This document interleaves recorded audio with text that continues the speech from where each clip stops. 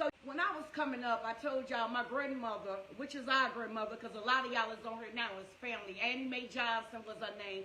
Ivy Johnson right here. This the grandfather. I don't have my grandmother because I lived in Denver when my grandmother had passed away, so I wasn't allowed to go to the funeral because my mom and her oldest sister Doris had needed to go. I didn't understand as a child because I wanted to go to my grandmama's funeral, but I wasn't able to go. But my grandfather, I was able to go. So this is our grandfather right here, Mr. Johnson. This is the one that it all started it. So I wanted to make sure that I bring it to y'all. So being raised, him and his wife had 14 children, which is 9 girls and 5 boys. So we had a big, huge family. And coming up around in a family, I got to be honest and give y'all the truth. So tap in, tell a friend, call a friend and tell them Tab back on live again. Being raised in a big family like that, when death came up in the family, I sat around and I seen my family, they was in anger. They expressed their emotions in anger because their loved ones was leaving. So at that time, I didn't understand. So I had learned to express myself because that's the only way I knew how to deal with death. I seen the way they dealt with it. And it was way worse than now. You know what I'm saying? So that's the way I had seen my mom and all her siblings had dealt with death when they started losing certain people in their family. Not even at the time where she was losing her sisters. Her sisters was still here. This was other people that they was losing and how they are reacting. Especially I heard when their mom had passed. But I know that was I heard back on that one how they had did, because I could imagine 14 kids and they mama all year, so they all. But being raised by my grandfather and my grandmother and being in a huge family, that's the way I think how they handle death with anger and they start fighting each other. I guess that's the way now I look back on it, is how they express themselves when they loved ones died. And I don't blame them because at that time I was raised, I didn't never know as a child coming up in a family, you got all your family around you. So nobody never taught you and told you that these loved ones was going to pass away. So you don't know that as a kid. You sitting around thinking that everybody going to be here forever. That's what I thought. I didn't know. Nobody talked about death. I didn't know nothing about that. I was a kid, so I'm thinking, oh, I'm going to be with my aunties and mom and them all the rest of my life. We it. Call a friend and tell a friend. Get some more people in. It's going to be good today. The title of this is Rest in Peace. So at that time, seeing them the way that they dealt with their anger and stuff like that, that's how my emotions was.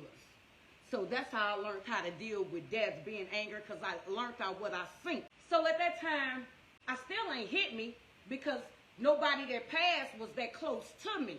So that's when I say that grandmama might was going to somebody else, Uncle Mac funeral or Aunt Geneva, something like that. So you didn't really get emotional because all your around the 14 is still here.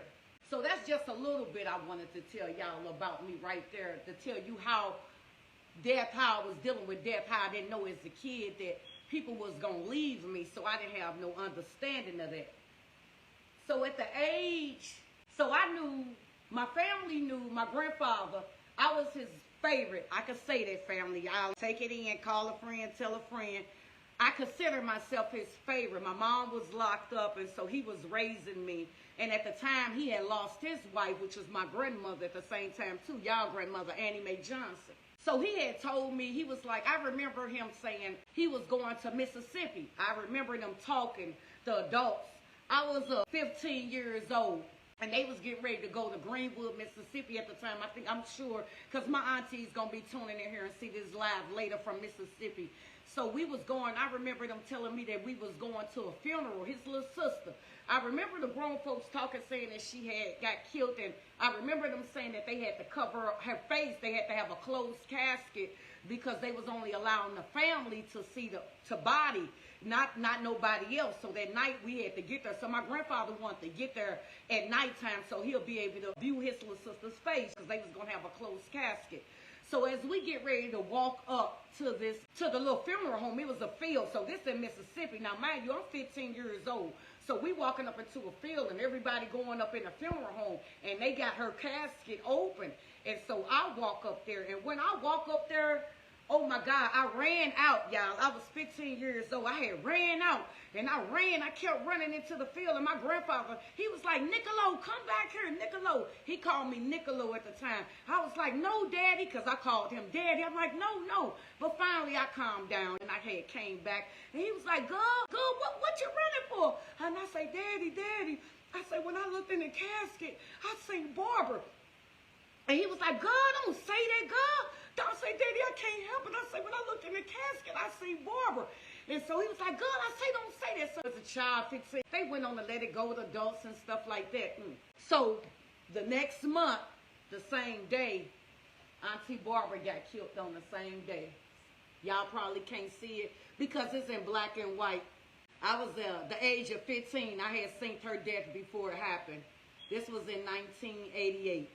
Her name is Barbara. This was the first sister that passed away. And that's when my family started saying, now we see that she had gifts. She could see things before it happened. Not only that, I said that to say, because I'm giving y'all receipts of understanding me. So I've also seen my brother get shot before he got shot. I've also seen my cousin. She was in some things, and I gave her a call, and she said it wasn't. The next day, she called me. Everything I told her had happened. She'll probably be on here tuning into it, too. So a lot of things that happened, everybody knew then that Tab could see things. I had a gift, and not even wanting to have a gift, child. Not even want, mind you, I'm at the age of 15 now. So I'm like, so I just was giving y'all a little insight on me, a little receipt, so y'all can say, how she think you'll be able to know my history, because I'll say the receipts, right? So that was in 1988 at the age of 15 that I had lost Barbara. We had lost Barbara, right? So the next person we lost was Doris.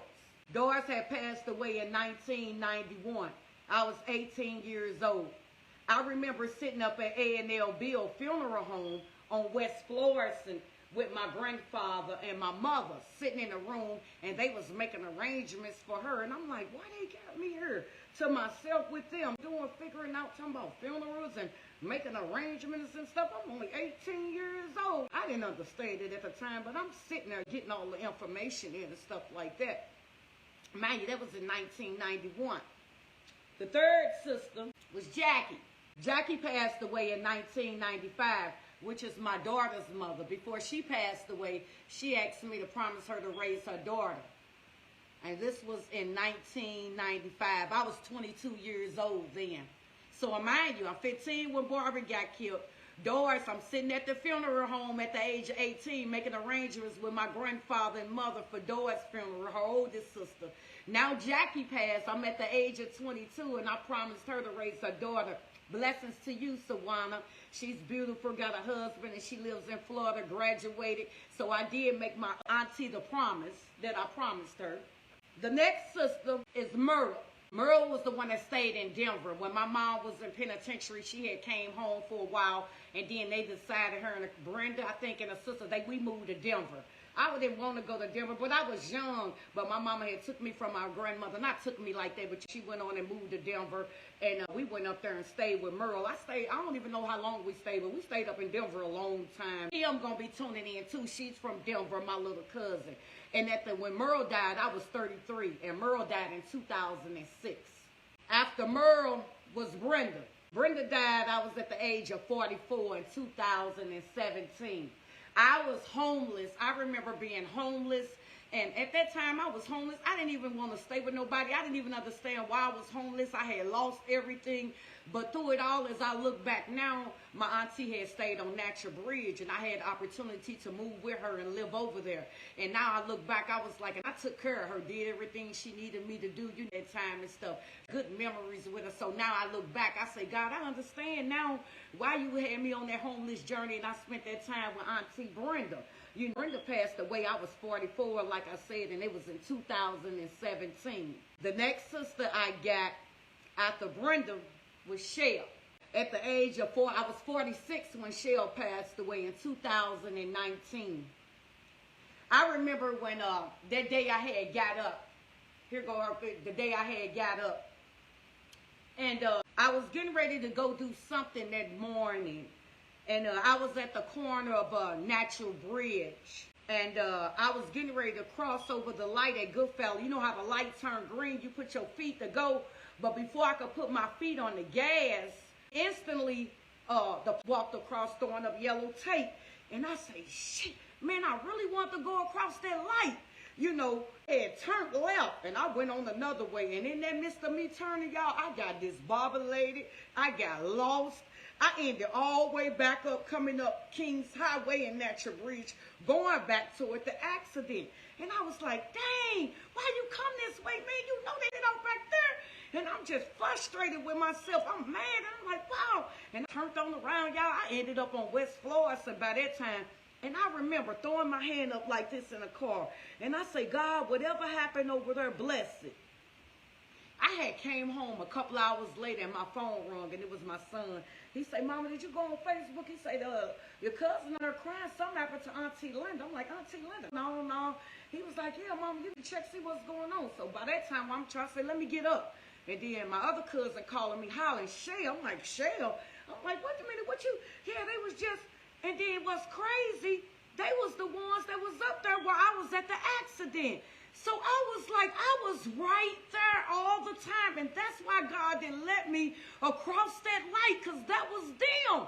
And so I was like, that's why I got disbobulated. That's why everything started to hit me then. And so in that process, I knew, like, God, because it started the ministry. I'm like, God bless my family. I'm like, oh, no, God, you two of them, because it was Auntie Linda and Auntie Shell at the same. I'm like, oh, my God, now, Lord, I did right. I've been good, Holy Spirit, like, starting this. I dedicated myself, and I've been praying for weddings and family reunions and, you know, breaking dirt. What's going on? Like, both my aunties at the same. So I was devastated, right? So I'm in prayer, though. You know, it's when I spoke, if you guys got the chance to join the funeral, the Holy Spirit led me to speak, which I knew I was going to speak that day because I needed a message. I remember one of my little cousins looking at me, and she was like, what you got to, you know, like, what God going to tell us about this, you know? So I go, oh, God, I'm going to need an answer. You know, I know they say don't ask God, but God now, come on, man, because I need to know my auntie, you know, both was like. So at that time, when I brought the message to the funeral, that's the message I had brought. God say he was going to do it suddenly, because that's how quick he was going to move the pain. He say, y'all, which is me, because I don't know.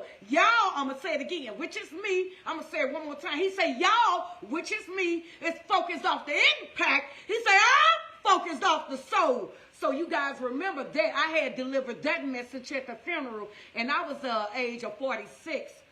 When my auntie passed in 2019, Shell.